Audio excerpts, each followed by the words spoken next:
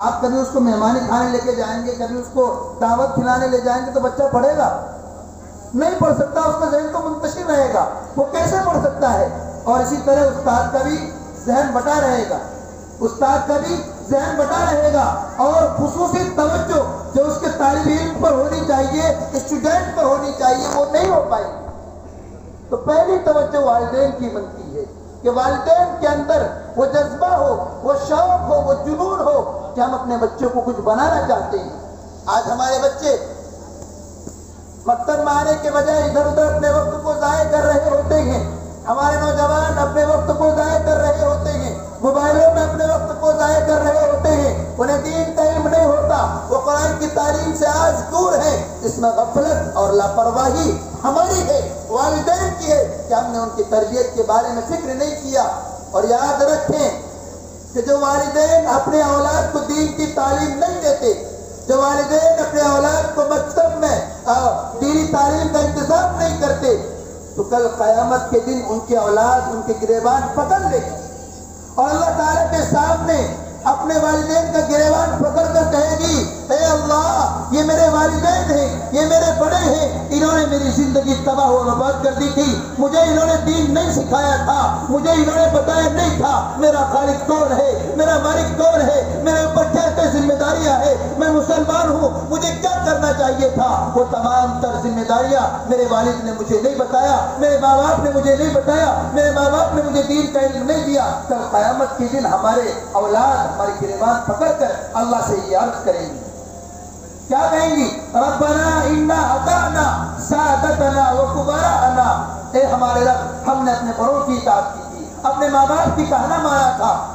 لیکن ہمارے ماں باپ نے، ہمارے والدین نے ہم کو سیدھے راستے سے ہٹا کر غلط راستے پر ہم کو گامزن کر دیا تھا، غلط راستے پر ہم کو لگا دیا تھا، اور آج ہمارا ٹھکانہ جہنم بن رہا ہے۔ میرے دوستوں اور بزرگوں اور ماں بہنوں، کل قیامت کے دن پھر ہمارے پاس کوئی جواب نہیں ہوگا۔ اس لیے ضرورت ہے کہ ہم تعلیم کی طرف پیش رفت کریں، اپنے بچوں کو مکتب سے جوڑیں، دینی تعلیم سے جوڑیں، اور ہم ہمارے جو امام صاحب ہوتے ہیں یا استاد ہوتے ہیں مکتب کے، ان کی قدر کریں۔ علماء کی قدر بہت ضروری ہے۔ جب تک ہمارے دل کے اندر استاد کی اہمیت نہیں ہوگی، امام صاحب کی عظمت ہمارے دل کے اندر نہیں ہوگی، تو ہمارے بچے اعلیٰ تعلیم یافتہ نہیں ہو سکتے، ہمارے بچوں کے اندر اچھے اخلاق پیدا نہیں ہو سکتے۔ ہمیں اپنے علماء کی قدر کرنی ہوگی۔ جس استاد کے پاس ہمارے بچے پڑھتے ہیں، جس امام کے پیچھے ہم نماز پڑھتے ہیں، ان کی قدر، ان کا عظمت، ان کا عزت و احترام ہمارے لیے بہت ضروری ہے۔ ہم عزت کریں گے، ان کو مقام و مرتبہ دیں گے، تو وہ بھی ہمارے بچوں کو اچھی تعلیم دیں گے۔ اور آج بہت سے والدین کی شکایت ہوتا ہے، شکایت کیا؟ کہ وہ اپنے بچوں کو اگر اسکول میں داخل کرائیں تو وہاں پر ہزاروں، 2000، 3000، 4000 روپے مہینہ بھرتے ہیں، لیکن جب دفتر میں اپنے بچے کو، اس کے بچے کو پڑھاتے ہیں تو ان کی فیس معمولی ادا کرنے پر بھی کتراتے ہیں، معمولی فیس ادا کرنے پر بھی وہ کتراتے ہیں، اور کہتے ہیں ابھی صاحب ادا مہینہ دھان لانی بیچیے، دھان لا بچوا دے، وار بات پھر دے دو ان کو پیسہ ادا۔ کبھی کہتے توری لا بھرائی ملے لی، لیکن بہت چاہیے ریٹ بھروا نہیں کرو، دام بھربے تک بیچے پھر پیسہ نہ دے دو۔ کیا ایسا ہی ہوتا ہے نا؟ کبھی کہتے ہیں کہ سون لا رکھال چھے کی کربو، گودام والا ریٹ لگا نہیں کرو، صحیح سے بیچوا نہیں پائی، دعا کر جلدی سونے دام لا بڑھ گئے، پھر تو وہ انشاءاللہ ادا کر دو۔ تم فیس ادا کرنے میں کتراتے ہیں اور تاخیر سے کام لیتے ہیں، تو کیا ہوتا ہے؟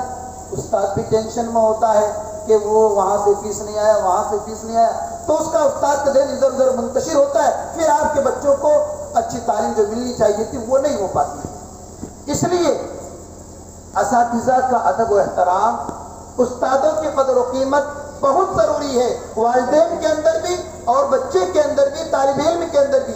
جب دونوں کے اندر اساتذہ کی اہمیت ہوگی، علماء کی قدر ہوگی، تب جا کر علم پیدا ہوگا۔ اور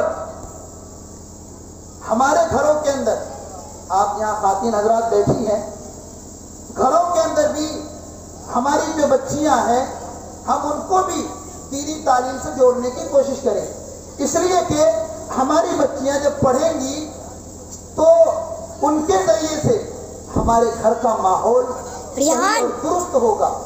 इस तौर पर कि एक माँ जो होती है वो अपने औलाद की जितनी बेहतरीन तरबियत कर सकती है कोई दूसरा नहीं कर सकता।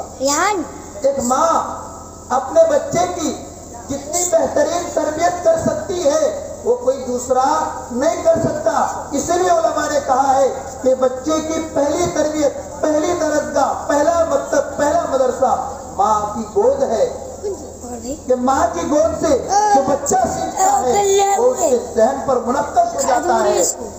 और आपने देखा होगा जो हमारे खातिन हजरात हैं, आप जब आपका बच्चा छोटा होता है आप उसको जो बुलवाती हैं वो आपका नकल करता है और आपकी कॉपी करता है हूबहू। आप उसको जो बुलवाते हैं वो बोलता है, जैसा आप उसको इनको इशारा करते हैं अपने बच्चे को वो उसी तरह इशारा करता है, आपकी नक्काली करता है। तो गोया के माँ बाप जिस रास्ते पर चल रहे होते हैं, ये माँ बाप अपने बच्चे को जो सिखा रहे होते हैं, बच्चे के दिल के अंदर वो बात बैठ जाती है, बच्चे के जहन के अंदर वो बात बैठ जाती है और उसी का असर बच्चे पर होता है। इसीलिए आपने सुना होगा कि जिसका माँ बाप चोर होते हैं, डकैत होते हैं, तो औलाद भी चोर डकैत पैदा होते हैं। और अगर किसी के माँ बाप नेक साले हो तो उसके औलाद भी नेक साले होते हैं, अखलाकमंद होते हैं, गुणनमंद होते हैं। तो जरूरत सबसे पहले इस बात की है कि हम वालिदैन सबसे पहले अपनी इस्लाह करें। अपनी इस्लाह से क्या मुराद? कि हमारे घरों में दीनी माहौल हो।